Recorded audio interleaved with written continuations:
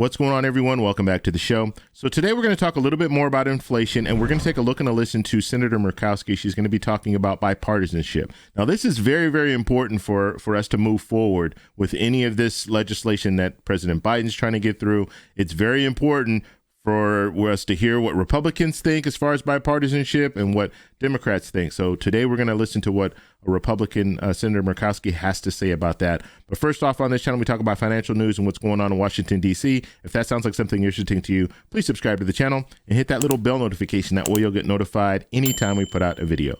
And like always, if you see my name and a picture of me in the comment section, make sure you see a check mark next to my name. That check mark signifies that it's me. If you do not see that check mark, it's not me. It's someone trying to impersonate me. Okay, so let's take a look and listen to Senator Murkowski. She's going to be talking about bipartisanship. So we're going to watch this quick clip, and then we're going to talk about it. Here we go. Major bipartisan achievement, perhaps, of the last even decade, and that is the infrastructure bill, the infrastructure law. How did that plan succeed where so many, where so many other previous attempts at bipartisanship have failed, and how is that a blueprint possibly for moving forward? It really came about because you had a small group of people that said, we need to get something done rather than just send a message from our respective parties. You know, we do that a lot around here, but a commitment to a solution, a commitment to getting to yes. And I think that's what we had with that small working group. It was 4 and 4, expanded a little bit, but there was a good faith effort to work through the hard things. And I think sometimes when the going gets tough, we just say, that's too hard, and we retreat to the party messages. But I think there was a recognition that the country needed something. The country needed a step towards healing. As the president just said in that lead-in, you know, how do we get to unity? Well, part of the problem that we have, we're not going to agree on things. We're a big country, so there's plenty of room for disagreement, but we've got to get to the place where we understand one another. And you can't get to understanding without listening. And I think what happened with that bipartisan group was we were listening to one another. You know, you think about infrastructure needs for the country. I come from a state, we don't have mass transit. I looked at the proposal and was like, we don't need to spend that much money on mass transit. But then I had to explain to them why, instead of surface transportation, I needed support in Alaska for things like a marine highway system when you have 80% of your communities that aren't connected by road. Mm-hmm. And so I had to listen to people like Mark Warner, and Mark Warner had to listen to people like me explain what goes on in my part of the country. And we listened to one another, gained an understanding, and said, the country needs this. The country needs to know that we can get something done for the good of everybody, not for the good of our respective parties, but for the good of the country. And so that's what we did. Okay, so that was Senator Murkowski. Now that sounds good, right? That's the way things should go. We should not be playing party politics, and that's what politicians are doing right now. Now she's running for re-election, so that should be out there. She's running for re-election in 2022. She represents Alaska, and that's why she was talking about the different modes of transportation in Alaska. It's different than in some of these other states. And so they have different needs in Alaska. So politicians need to start listening to each other. But right now, it's not happening. It just isn't happening. They were able to come together for that first infrastructure bill and talk because realistically, every state needs something. So they have to listen to each other. Okay, we need the mass transit over here, but over in Alaska, they need different types of transit. So it's one of those situations where you almost had to listen to each other because it was infrastructure, and every state really would benefit from that. But we have to get to a point where we have politicians that listen to each other and that try to work things out. However, right now, I'm telling you, look at the minority leader. Minority leader said already, he doesn't even know what everything that President Biden wants to do. He doesn't know all of President Biden's agenda. He already said that he does not want to move forward with anything that President Biden wants to do. And so how, as a country, do we move forward? How, as a country, do we help each other if we have politicians that are automatically a no, even before they find out what's on the table? I mean, let's say there was millions and millions of dollars that would be going to Kentucky to help people in Kentucky, and he's already said no before he even knows what's on the table. And so we have to get to that point. That's the struggle. We have a two-party system. We have Democrats, Republicans that are pretty much, you have the third parties, but they really don't have much power. And so this two-party system, now we're in a situation where they don't want to do anything, and Republicans, if Republicans were in power, Democrats would be doing the same thing. But right now, Democrats are in power, so Republicans are doing this, and we just keep going back and forth. So we're not getting anywhere. We're not moving forward. We're just moving a little, a couple of steps forward and then a couple of steps back, couple of steps forward, couple of steps back. So I'm hoping, you saw Senator Manchin sitting there, and we'll do some clips talking about him as well.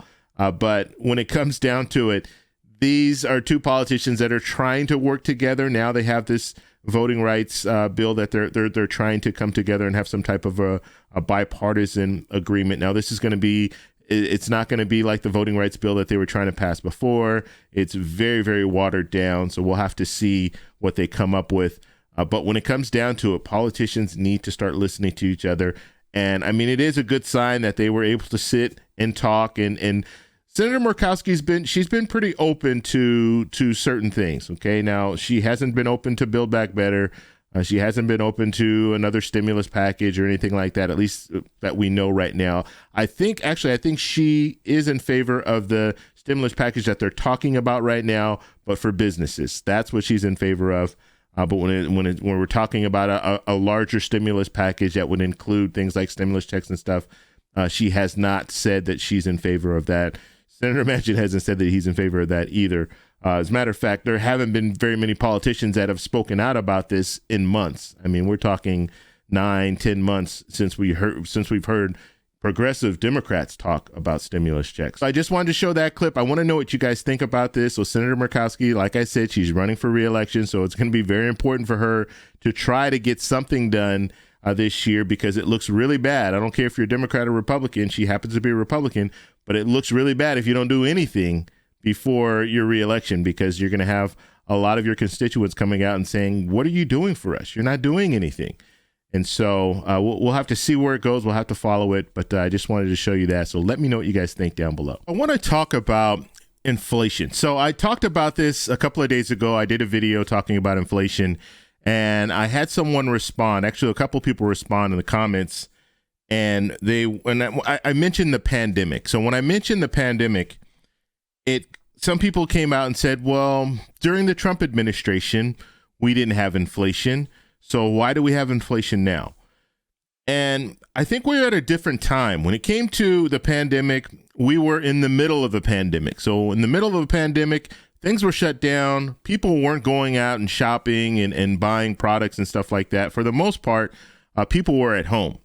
Some people were in a situation like in California, we had kind of a curfew, like a soft curfew. They told us you can only go to the store if you need, like go to the grocery store if you need to buy groceries and stuff like that. But nightclubs, they were closed. Restaurants were closed. There was a lot of stuff that was closed.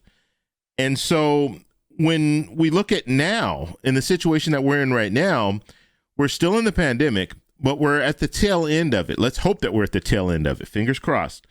But now people want to spend. They want to go out. They want to buy products. They want to go to the restaurants. They want to do all this stuff. And we were in a situation where we had companies and manufacturing companies that were shut down as well. So they weren't producing like they normally do. And so what happened is once we started opening up stuff again, then these manufacturing companies, they started producing again. And they realized, well, we haven't been producing for months on end. So now let's get it going and let's produce as much stuff as we can so we can get it out and recoup some of the losses that we had due to the pandemic and due to the closing. So that's what they did. And now we have, and let's face it, a lot of the stuff that we buy from companies, manufacturing companies from overseas. So there are a lot of ships that bring in our goods.